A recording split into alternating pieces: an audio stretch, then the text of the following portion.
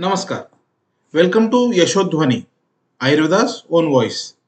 This channel is dedicated to everyone who seeks to understand Ayurveda, not merely as a treatment system, but as a way of thinking, healing, and living. I am Dr. Rohit Kashikar, and it gives me immense pride and honor to present before you the thoughts, teachings, and wisdom of my grandfather, late Vaidya Yogadoshi sir, a stalwart of Ayurveda, a renowned physician, and above all, a teacher whose greatest mission in life was simple: to make Ayurveda reach each and every household. He believed that Ayurveda should not remain confined to books or clinics but should become the first choice of treatment for every individual seeking true health and balance. At Yashovijay Panchakarma Clinic, we strive to follow the very same ideology and continue the vision he dedicated his life to. Through this series, Words of Wisdom, we begin our journey into the vast ocean of knowledge through his thoughts, principles, and clinical understanding. And in today's episode, we speak about the very basics of Ayurveda, the foundation upon which this timeless science stands. So, join us as we start developing a deeper understanding of Ayurveda through the words and wisdom of late Vaidya Yogadoshi sir. Let's begin. नमस्कार। अब तक आयुर्वेद की व्याख्या तथा आयुर्वेद के बारे में जो गलतफहमियां हैं उसके बारे में मैंने आपके सामने विवेचन किया, परंतु और भी एक बात का विवेचन करना आवश्यक है ऐसा मुझे लगता है। आज इतने इंस्ट्रूमेंट्स उपलब्ध हुए हैं, एक्सरे आया, एमआरआई आया, सीटी स्कैन आ गया, अनेक विध पैथोलॉजिकल इन्वेस्टिगेशन भी मिलने लगे। क्या उसका उपयोग वैद्य ने करना चाहिए या नहीं?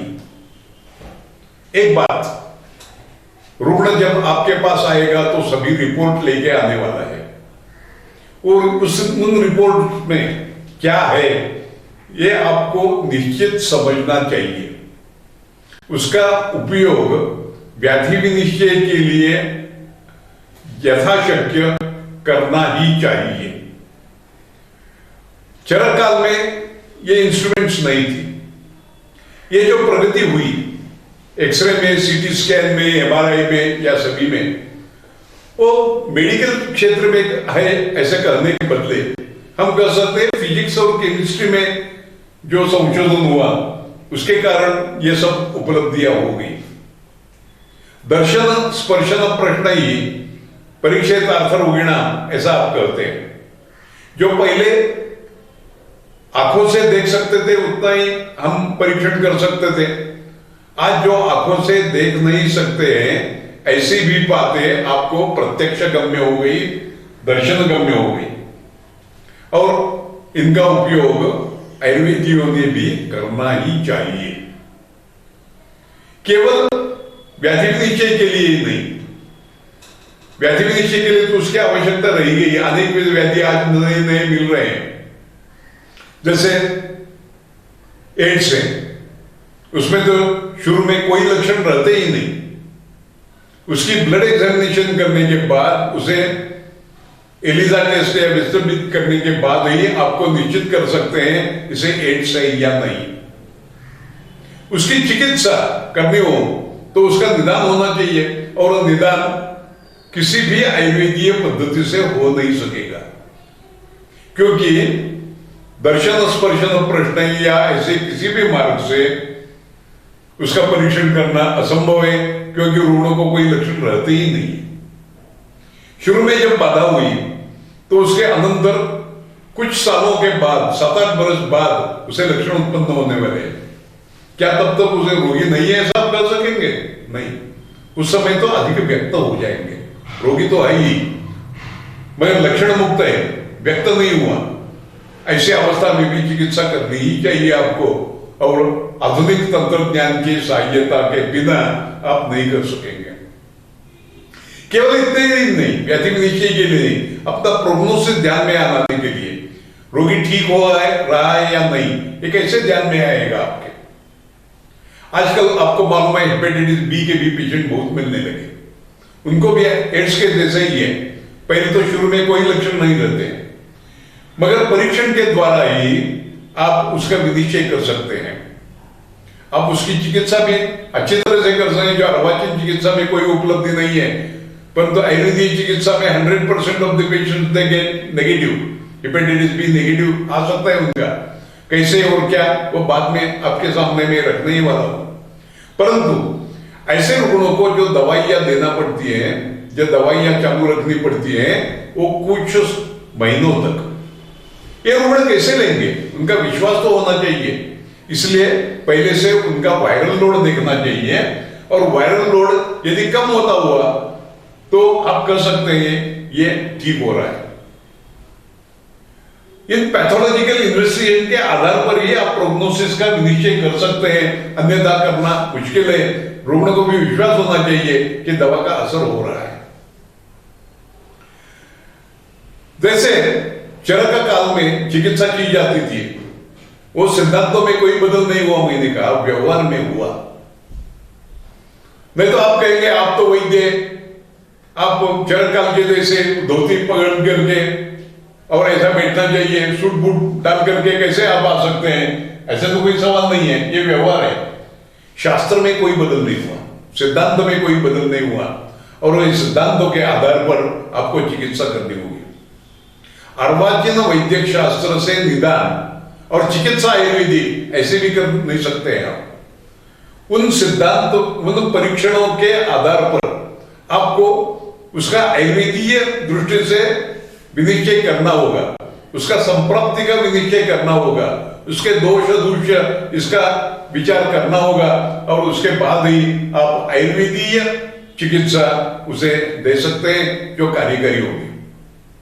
केवल रुग्ण परीक्षा से नहीं, केवल इंस्ट्रूमेंट की सहायता से भी नहीं, मगर दोनों का सहकार्य लेकर के आपको ये चिकित्सा चालू रखनी चाहिए।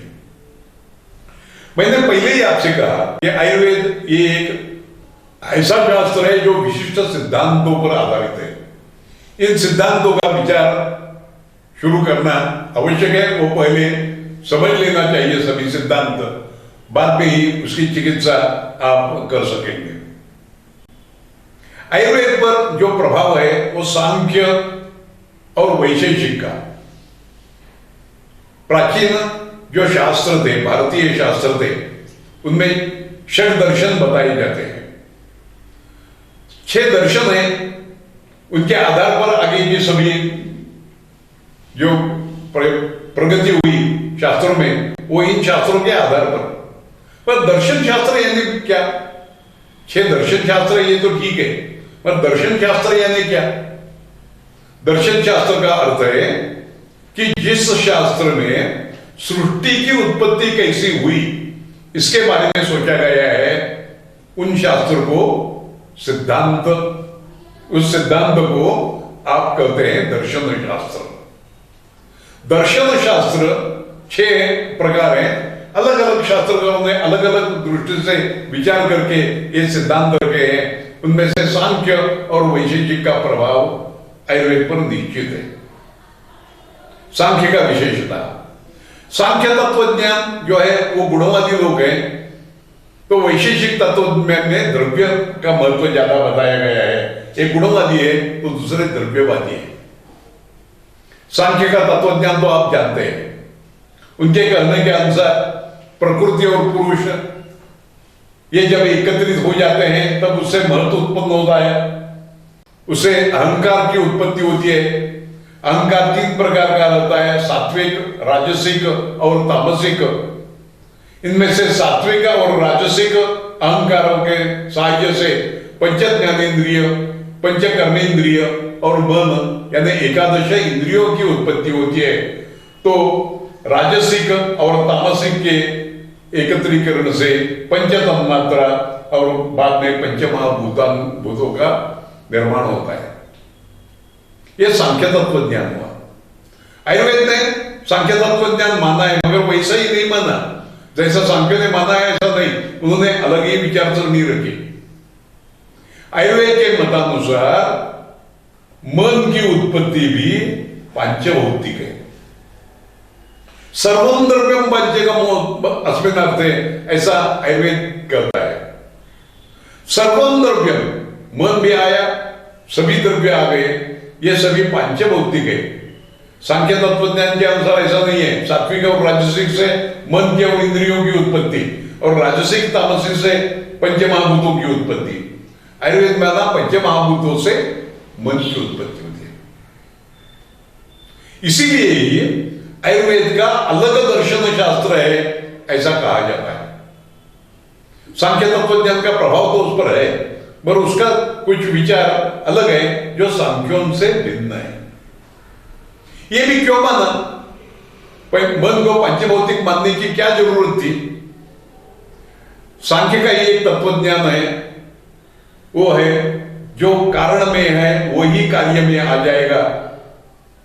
जो कार्य में उत्पन्न होता है उसका अंश कारण में होना ही चाहिए। जैसे सत्कार्यवाद कहते हैं, असत करना, उपादान करना, शक्य करना वगैरह वगैरह, यह आयुर्वेद ने माना है।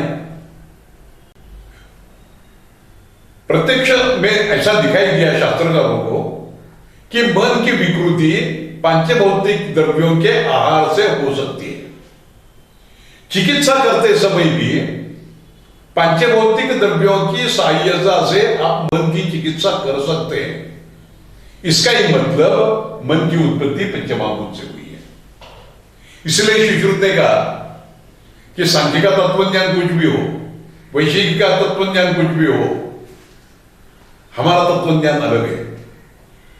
पहले कुछ भी होने दो, इंद्रियों के आगे, मन के आगे, पंचमहाभूत के आगे का विचार आयुर्वेद के लिए महत्व का है। और इसीलिए पहले का विचार छोड़ दो, पंचमहाभूत के आगे का विचार अब शुरू कर दो, ऐसा सुश्रुत ने स्पष्टीकरण किया।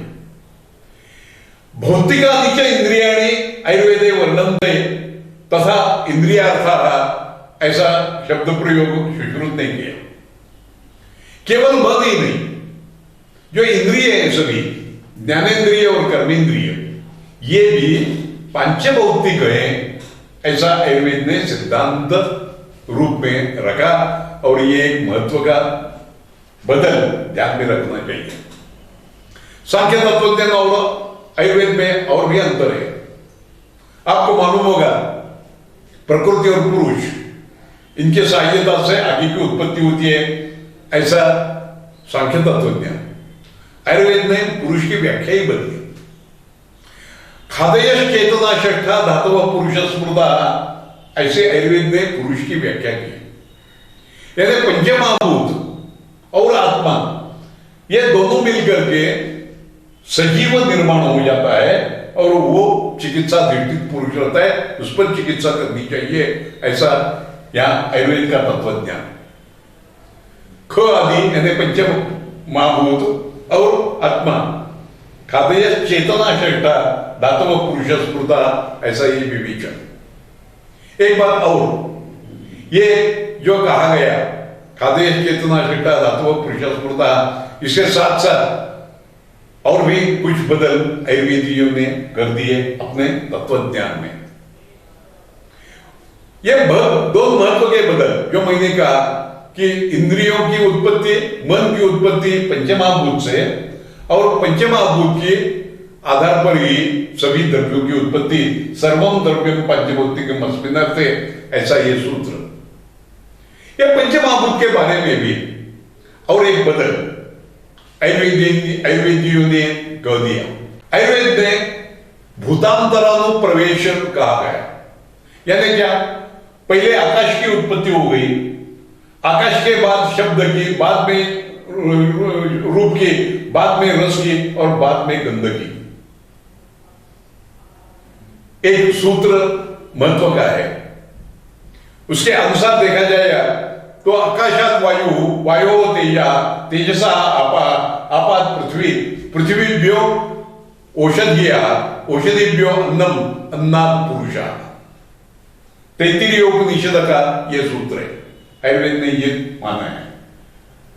पहले सांख्य तत्वज्ञान के अनुसार एक एक तन्मात्रा से एक एक महाभूत की उत्पन्न हो गई। शब्द, स्पर्श, रूप, रस, गंध, ये जो पंच तन्मात्रा उत्पन्न हुए, एक एक से एक एक महाभूत की उत्पत्ति हो गई। आयुर्वेद ये मानता नहीं है। आयुर्वेद कहता है आकाश में केवल शब्द रहेगा, वायु में शब्द स्पर्श रहेगा, तेज में शब्द स्पर्श रूप रहेगा, वही ऐसे ही अपधातु में अपमहाभूत में शब्द स्पर्श रूप रस रहेगा, तो पृथ्वी में शब्द स्पर्श रूप रस गंध, एक एक भूत का प्रवेश दूसरे में होता है और इसलिए उसे भूतांतरानुप्रवेश एक किस्सा का है।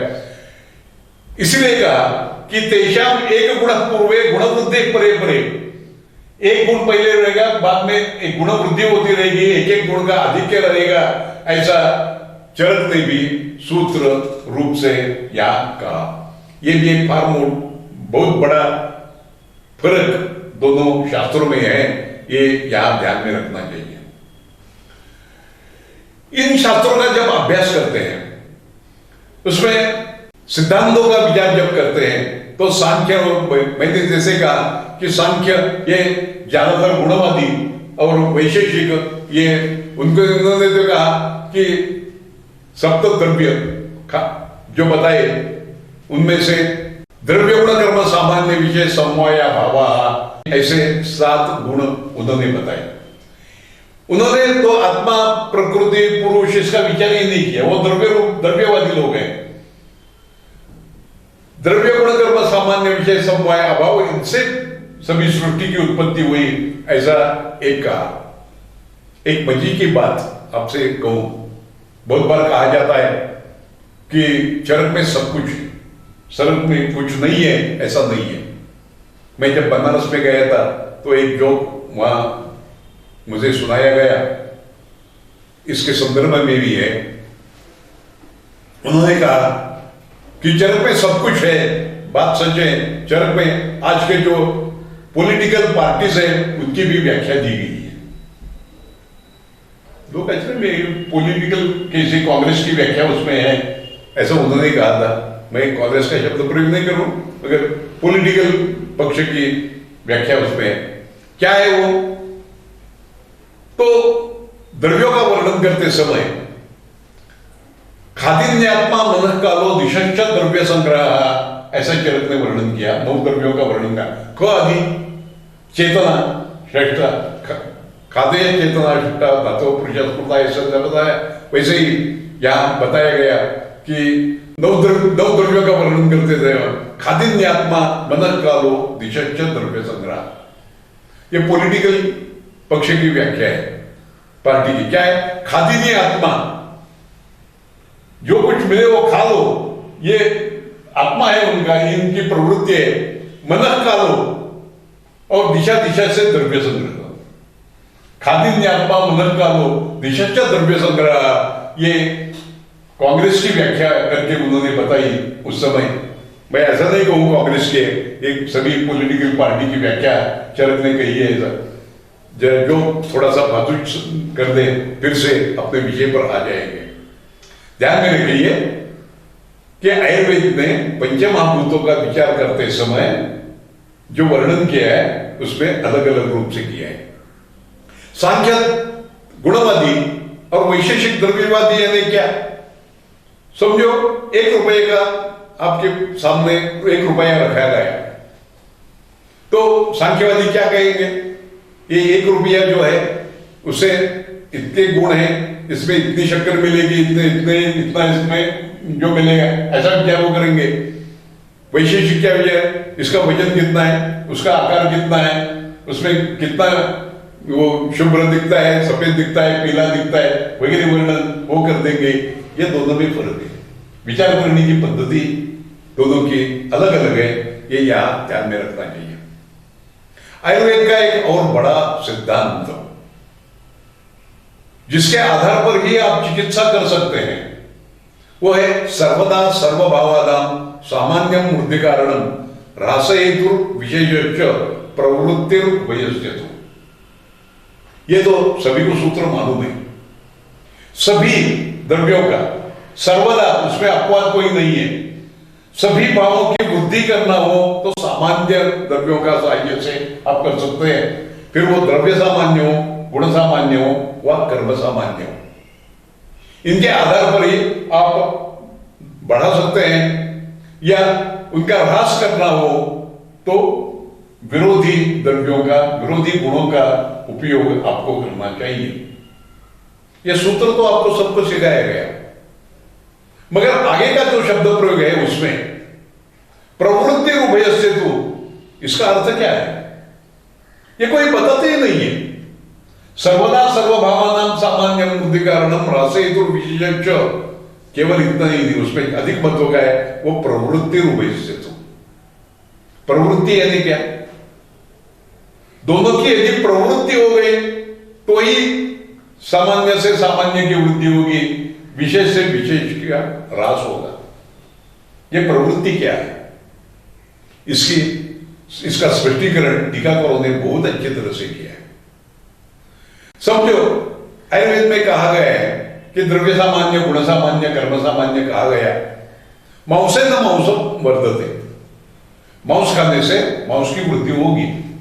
मांस खाने से, मांस से केवल नहीं, मांसेन मांसम वर्धते, क्या उपलेप करके होने वाला है मांस वृद्धि? उसका अशन करना चाहिए, लेना चाहिए, भक्षण करना चाहिए तो शरीर में मांस वृद्धि। मगर समझो उसे 2 किलो वजन बढ़ाना है तो क्या एक समय में 2 किलो मांस खिलाएंगे? नहीं। क्रमेण पिचिदा दोषा क्रमेण पिचिदा गुणा संतो यान्ति पुनर्भावा अप्रकम्प्या भवन्ति च, ये आपको ध्यान में रखना ही चाहिए। धीरे धीरे बढ़ना चाहिए, धीरे धीरे कम करना चाहिए।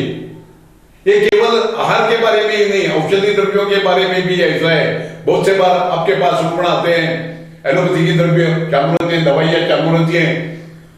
जब वो वैद्य के पास जाते हैं तो बहुत से वैद्य कहते हैं वो एलोपैथी की दवा पूरा बंद कर दो, मेरी शुरू कर दो। नहीं, ऐसा नहीं कर सकेंगे आप, क्योंकि उन द्रव्यों का शरीर पर कुछ परिणाम हो रहा है। अकस्मात यदि वो द्रव्य बंद कर दिए तो रुग्ण को आपत्ति उत्पन्न हो जाएगी। धीरे धीरे उन दवाइयों का डोज कम करना चाहिए और अपने द्रव्यों का वर्धन करना चाहिए। जब अपने द्रव्यों का असर अच्छी तरह से होने लगे तभी उन द्रव्यों का ह्रास, मगर वो भी क्रम क्रम से करना चाहिए। नहीं तो असात्मिज्ञा ही रोगास्यो सहसा त्यागशीलना, ये जो आयुर्वेद का सूत्र है वो ध्यान में रखना ही पड़ेगा। प्रवृत्ति होनी चाहिए। प्रवृत्ति यानी एक समय में नहीं तो योग्य प्रकार से उस पर योग्य संस्कार कर गए। मांस भी वैसे ही देने से कोई फायदा नहीं, वो पका के देना पड़ेगा आपको। वो पका करके शरीर को सात्म्य हो जाए इस तरह से उस पर संस्कार करके फिर बाद में यदि प्रयोग किया गया तो मांसम मांसेन वर्धते हो जाएगा। रक्तम रक्तेन वर्धते, ठीक है, क्या करेंगे? रक्त देना चाहिए। रक्त प्राशन करने से, हाँ ठीक है, रक्त प्राशन करने से बढ़ भी सकेगा, मगर व्यवहार में देखा जाता है कि रक्त यदि कितना भी थोड़ी मात्रा में दे दो रुग्ण को उल्टी हो जाती है, वमन हो जाता है। जो नॉनवेज खाने वाले लोग हैं उनको भी उल्टी होती है, उनके बिना समझे, उनको गुप्त रूप से बिना कहे उनको रक्त दिया तो भी उल्टी होती है, क्योंकि ये रक्त का स्वभाव है। तो आप कैसे दे देंगे रक्त? मगर यदि रक्त के साथ शहद मिला करके दे दिया तो उनको उल्टी होती नहीं है, उसका पचन हो सकता है अच्छी तरह से। मगर यही प्रवृत्ति है, कैसे देना, किस प्रकार से देना, कितनी मात्रा में देना, शरीर में असात्म्य न हो इस प्रकार से देना, यह प्रवृत्ति है और वो भूलना नहीं चाहिए। केवल सर्वदा सर्वभावानां सामान्य वृद्धि कारणम रासयितुर विशेषञ्च करके काम नहीं चलेगा। केवल वृद्धि के लिए नहीं, ह्रास के लिए भी यह आवश्यक है। समझो बेदरोगी है, वजन बहुत बड़ा है, उसका कम करना है तो क्या अकस्मात बंद कर सकते हैं? आप कम कर सकते हैं। उसे व्यायाम करने के लिए आप कर सकेंगे, पर व्यायाम नहीं, धीरे धीरे बढ़ाना चाहिए। एक ही दिन में अधिक व्यायाम किया तो सर्वांग मर्द हो जाएगा, वो बिछाने पड़ी लेट जाएगा दूसरे दिन। ऐसा नहीं होना चाहिए। इसीलिए ध्यान में रखना चाहिए कि क्रमेण अपचिता दोषा क्रमेण उपचिता गुणा, ये मार्ग से यदि किया तो ही सर्वदा सर्वभावानां सामान्य बुद्धि कारणम रासयितु विशेष प्रवृत्ति रूप तो इसका आप उपयोग व्यवहार में कर सकेंगे। आयुर्वेद के गुण के बारे में मैंने पिछले लेक्चर में थोड़ा सा इसके विवेचन किया था। आयुर्वेद जो गुण का विवरण करते हैं वो कार्मुक गुण है, वो भौतिक गुणों का विचार नहीं है, ऐसा मैंने कहा। आयुर्वेद ने ऐसे कार्मुक गुण 20 बताए हैं, 10 गुण बताए, गुरुमंद हिमस्निग्ध श्लक्ष्मसाम मृदुस्थिरा, और गुणा सूक्ष्म विशदा क्या कहा है फिर 20 सब विपरीत, वो विपरीत है, गुरु से लघु यानी तरतम भाव नहीं है। यहां ध्यान में रखिए, ये बहुत महत्व का विषय है। व्यवहार में भौतिक द्रव्यों के बारे में आप कहते हैं ये वजन ज्यादा है, ये उससे हल्का है, कम है। आयुर्वेद का ये सिद्धांत नहीं, जो गुरु द्रव्य है वो गुरु ही रहेगा, जो लघु है वो लघु ही रहेगा। जैसे आप कहें कि किसी को पेड़ा खाने के लिए दिया, वो तो गुरु रहेगा। पेड़े से रबड़ी दिया तो क्या वो लघु है? वो भी गुरु ही है, मतलब उसमें लघुता गुरुता कम है, अपेक्षा गुरु ही है। वो दूध पीने के लिए दिए तो और भी लघु हो जाएगा, लघु नहीं होगा, उसमें गुरुता कम होगी, कभी लघु नहीं होगा वो। जैसे लाजा सरकार जैसे द्रव्य है, वो लाजा हमेशा लघु गुण का, कितनी भी मात्रा में अधिक मात्रा में खाया तो गुरु गुण उसमें नहीं होगा, उत्पन्न नहीं होगा, वो लघु ही रहेगा, तरतम भाव नहीं है ये।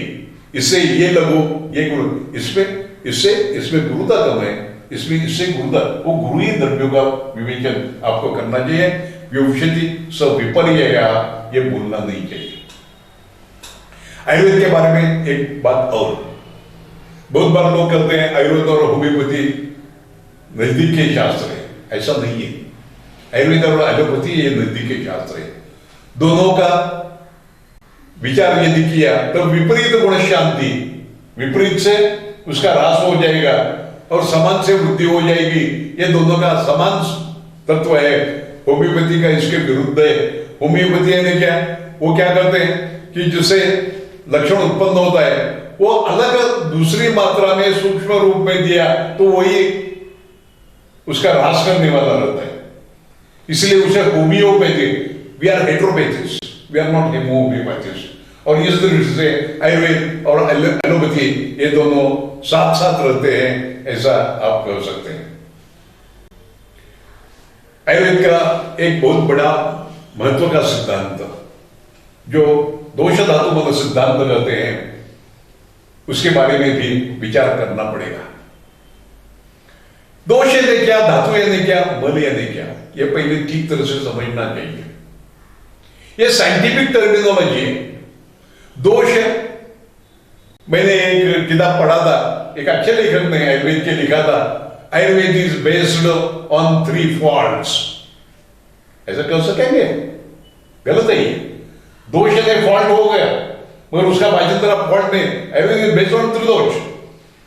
ये साइंटिफिक टर्मिनोलॉजी जो है आप बदलने से, क्योंकि त्रिदोष दोष को कोई विशेष अर्थ अपेक्षित है, धातु को कोई विशेष अपेक्षित है, बल को भी क्या, कैसे तत्वज्ञान है आयुर्वेद का। आयुर्वेद ने कहा है कि शीर्यते इति शरीरम, शरीर नित्य क्षीयमाण होता रहता है, हर एक अणु परमाणु नष्ट होता है और नवीन भाव पदार्थ की उत्पत्ति शरीर में होना आवश्यक रहता है। ये जो शरीर में नए नए भाव पदार्थों की उत्पत्ति होती है वो बाह्य सृष्टि के 3 घटक द्रव्यों से, एक प्राणवायु, आहार और जल, इन द्रव्यों की सहायता से शरीर भावों की पुष्टि होती रहती है। शरीर भावों में उनका परिणमन होना अपेक्षित है, रूपांतर होना अपेक्षित है। इस परिणमन को ही आयुर्वेद ने पचन यह संज्ञा दी है। आयुर्वेद शास्त्रज्ञों ने पहली बार देखा कि जब आहार का सेवन होता है और शरीर में भाव शरीर भावों में उसका रूपांतर होते रहता है। तो ऐसे कुछ घटक द्रव्य निर्माण होते हैं जो अत्यावश्यक है। यदि ज्यादा प्रमाण में निर्माण हुए अच्छी तरह से तो शरीर का बल बढ़ने वाला है, शरीर की वृद्धि अधिक होने वाली है, शरीर का धारण होने वाला है।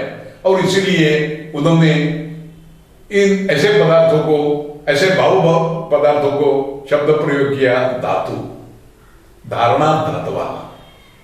रस, रक्त, मांस, मेद, अस्थि, मज्जा और शुक्र, ये 7 धातु है, 7 ही नहीं, जो महत्व के हैं उनकी गणना की। इसके बिना और भी शरीर धारण के लिए आवश्यक ऐसे और भी बहुत कुछ घटक द्रव्य हैं जिनको आप धातु कह सकते हैं। इन धातुओं का निर्माण होते समय, पचन होते समय, परिणमन होते समय कुछ बाय प्रोडक्ट्स तैयार हो जाते हैं।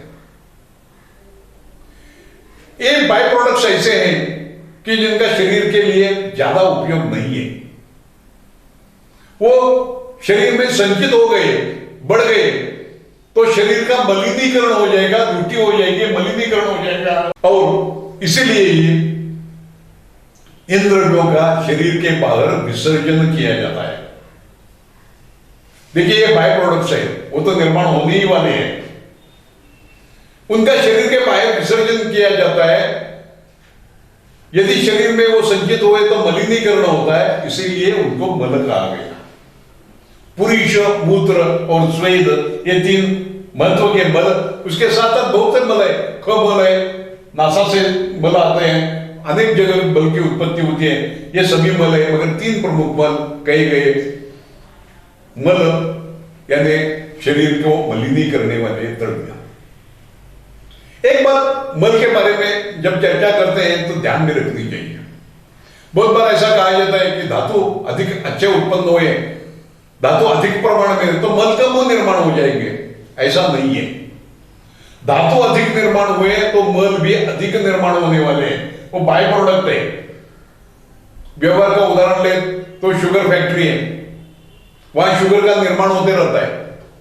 शर्करा की जब उत्पत्ति ज्यादा हो जाएगी तब बलि भी ज्यादा उत्पन्न होने वाली है, कम नहीं, क्योंकि वो बाय प्रोडक्ट है। बहुत बार जब नए नए विद्यार्थी को ये समझ में ऐसे क्यों कैसे, व्यवहार का उदाहरण दे दूं आपसे। आप जब बाल गिरने लगते हैं तो क्या दवाई ये करते हैं? बाल, ये अस्थि धातु का मल। तो बाल अच्छे बढ़ने के लिए आपको करना पड़ता है अस्थिवर्धन करना, बनने वाली द्रव्य। अस्थिवर्धन यदि हो जाएगा तो ही बाल अधिक बढ़ेंगे, क्योंकि ये बाय प्रोडक्ट है। जब आप मल का विचार करेंगे तो एक बात निश्चित रूप से ध्यान में रखना चाहिए कि मल, धातु अधिक उत्पन्न हुआ तो मल कम उत्पन्न हो गया, ऐसा कभी नहीं होगा। धातु अधिक उत्पन्न हुए, धातु अधिक अच्छे उत्पन्न हुए तो मल भी अच्छे इस स्वरूप के उत्पन्न हो जाएंगे।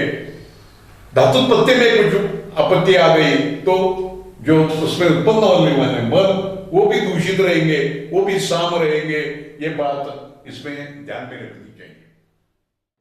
Thank you for joining us on this journey through the thoughts and wisdom of late Vaidya Yoga Joshi sir. We hope this episode helped you take one step deeper into understanding the true principles of Ayurveda. If you enjoyed this video, do share it with others who wish to learn Ayurveda in its purest forms. Until next time, that is next Thursday, stay healthy, stay balanced, and choose Ayurveda first. We are Yashodhwani, Ayurveda's own voice. Namaskar.